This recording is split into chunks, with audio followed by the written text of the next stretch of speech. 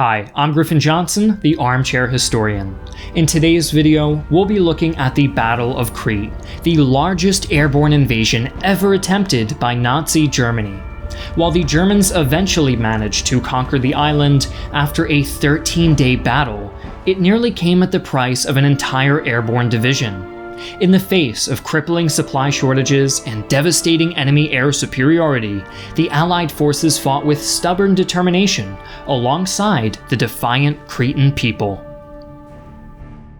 Before we begin, I'd like to thank our sponsor, Call of War. Call of War is a free online PvP strategy game with millions of users worldwide. Take control of a nation, form alliances with other players, and participate in conflicts that can last for weeks. While the game strives for historical accuracy, players are free to choose their own path to victory. Of course, changing history requires a powerful military and a thorough understanding of the many units under your command. Strategy is also important, so choose carefully from a variety of methods to dominate your opponents, ranging from armored spearheads to air raids. Fight for world domination, expand your borders, and secure dominance over whole continents. I'll be hosting a special game for the first viewers to click the link in the description. Go to the website or app and type The Armchair Historian in the search bar, then enter the password, The Armchair Historian, as one word. The slots are limited, so remember to join at the end of the video. Click the link in the description below within the next 30 days and you'll unlock the amazing new player pack, which includes 1 month of premium subscription and 13,000 gold. After the fall of mainland Greece in April of 1941, the remaining Allied forces in the country withdrew to reinforce the garrison on the island of Crete. The defenders' situation was dire from the moment they arrived, as their rapid evacuation had forced them to leave behind most of their equipment. Nearly all heavy weapons and vehicles had been lost, and ammunition was in short supply. Fortunately for the Allies, the Royal Navy remained firmly in control of the Mediterranean, rendering an amphibious invasion of Crete impossible. While German air superiority allowed for frequent bombing raids, Britain's naval dominance kept the island safe for a month following the invasion of Greece. In the meantime, German high command began considering how to invade the island without naval superiority. To many, this simply was not feasible.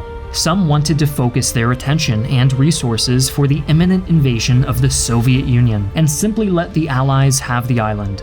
But others, including Hitler, were concerned about the danger British forces posed to Axis operations in the eastern Mediterranean. With Crete as a base, the British Royal Air Force could attack naval convoys sent to resupply General Erwin Rommel's forces in North Africa, and their bombers could strike at the vital oil fields in Romania. Playing on these concerns, General Kurt Studen, commander of the Luftwaffe's Fallschirmjäger or Paratroopers, and his commander Hermann Göring heavily advocated for an aerial invasion of Crete, dropping airborne forces en masse to bypass the Royal Navy and seize control of the island. Their plan, codenamed Operation Mercury, was controversial and would be the first air-based invasion in history. Though High Command was skeptical, Adolf Hitler eventually approved the plan, on the condition that it did not interfere with the invasion of the Soviet Union. The main objective of Operation Mercury was the capture of Malta, the largest airfield on Crete. Taking it would allow the rapid deployment of supplies and reinforcements to secure the island, and it was close enough to the Greek mainland to allow land-based fighters to support the invasion. Other targets included 2 smaller airfields and the main port at Suda Bay. The initial invasion force consisted of 750 glider-borne troops, 10,000 paratroopers, and 5,000 airlifted mountain infantry. They were divided into 3 groups, each dedicated to capturing one of the airfields. Group West, the largest of the 3, was to drop first and capture Malta before the others arrived. Göring and the other officers of the German Navy wanted to focus overwhelming force at Malta, while Studen, perhaps eager to demonstrate the ability of his paratroopers, wanted to spread his men out across a wider front to surprise the enemy at multiple objectives. Little did he know, the element of surprise had already been lost. The British Ultra program had long since broken the Nazis' Enigma codes, and the Allies knew all of the details of the German plan almost as soon as it was made. Armed with this intelligence, the defenders of Crete dug in and prepared to defend the island. Shortly after dawn on May 20th, a massive aerial bombardment of Allied positions signaled the beginning of the invasion. Following the bombers and fighters, a fleet of transport planes lumbered into view above Malta, dropping massive waves of paratroopers and supply canisters. As the sky filled with parachutes and gliders, the defenders took up arms and took advantage of one of the major risks of an airborne invasion. Until they landed, the dreaded Fallschirmjäger were nothing but a sea of targets in the sky. Hundreds were shot down before they touched ground, while mortar shells destroyed most of the gliders as soon as they landed. To make matters worse, those paratroopers who survived were virtually unarmed. Their weapons had been dropped separately, leaving them nothing but knives and pistols to defend themselves in the meantime.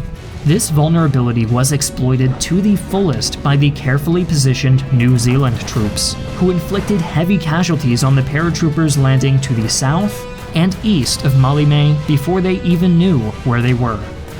Out of the invasion force, only Group West managed to pursue their objective after landing in a dry riverbed. From there, they engaged the 22nd Battalion and quickly began pushing back the poorly equipped New Zealand troops. Fighting continued throughout the day, and by sunset, the paratroopers had managed to establish a tenuous foothold west of the Malta airfield. This was far less than Student had hoped to accomplish, and with none of their objectives captured, German commanders in Athens were concerned about the prospects of the invasion. Fortunately, however, what the Germans could not accomplish themselves, the Allies were happy to do for them. The soldiers of Group West awoke the next morning only to find that the New Zealanders, in desperate need of ammunition and resources, had withdrawn from their defensive positions overlooking the airfield. The paratroopers wasted no time in taking advantage of this opportunity and seized the airfield. Soon, German transport planes carrying fresh troops and supplies began landing, and while long-range artillery fire damaged or destroyed dozens of them, enough made it through to turn the tide of the invasion. The Allies recognized the gravity of the situation, but their planned counterattack that night was hampered by delays and hesitation at high levels. When the 20th and 28th New Zealand battalions finally began their assault in the early hours of May 22nd, they were quickly bogged down by air attacks, and by the afternoon they were forced to retreat.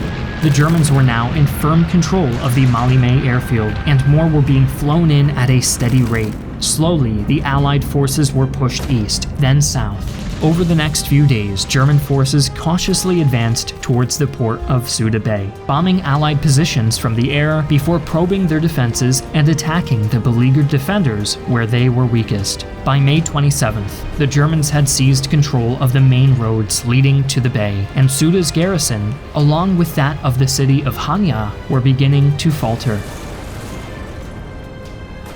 Facing intense aerial bombardment and an increasingly desperate supply situation, the Allies were forced to stage a full retreat. The defenders headed for the southern beaches of Sfakia, where the Royal Navy would evacuate them to Egypt. The retreating troops could only move at night for fear of bombing and strafing by the Luftwaffe during the day. The march was brutal, but most managed to maintain cohesion during the crossing, while Australian and New Zealand forces in the 5th and 19th Brigades held off the pursuing Germans. Despite operating at roughly half strength and with very little ammunition, the Anzac forces in the rearguard fought on. And on the morning of the 27th, they managed to halt the enemy advance with an old-fashioned bayonet charge. This engagement became known as the Battle of 42nd Street, and it bought Commonwealth forces precious time to make it over the mountains and begin their evacuation. Over the next 4 days, the Royal Navy extracted thousands of soldiers from the southern coast of Crete, with the pursuing Germans following closely. The New Zealand rearguard continued to hold the enemy back as long as they could, but they were gradually pushed back, closer and closer to the beaches of Sfakia, where the evacuations were taking place. On the morning of June 1st, the Germans arrived at the beaches to find about 5,000 soldiers left behind. The rest were on their way to Egypt. Tired, hungry, and finally cornered, the remaining defenders surrendered, bringing the Battle of Crete to an end. Throughout the battle, German forces faced heavy resistance from the civilian population. Villagers shot at the invaders with rifles taken from local museums. Paratroopers were stabbed and clubbed upon landing, and armed civilian mobs even joined in several counterattacks by the Greek army during the retreat. This was the first time that the Nazis had experienced such extensive resistance from a civilian population, and they did not take it well. Reprisals and massacres against the Cretan people were frequent and bloody, prompting the birth of the Cretan resistance just 2 weeks after the battle came to a conclusion. While the battle for Crete ended in a victory for the German invaders, the price they paid was extensive. 6,000 men were killed and nearly 300 aircraft were destroyed. These staggering losses led Adolf Hitler to conclude that the paratroopers could no longer exploit the element of surprise, and they would therefore never be used ever again in a large-scale airborne invasion. After the war, General Student would refer to Crete as the graveyard of the paratroopers. Thanks again to Call of War for sponsoring this video. Click their link in the description below to support our channel.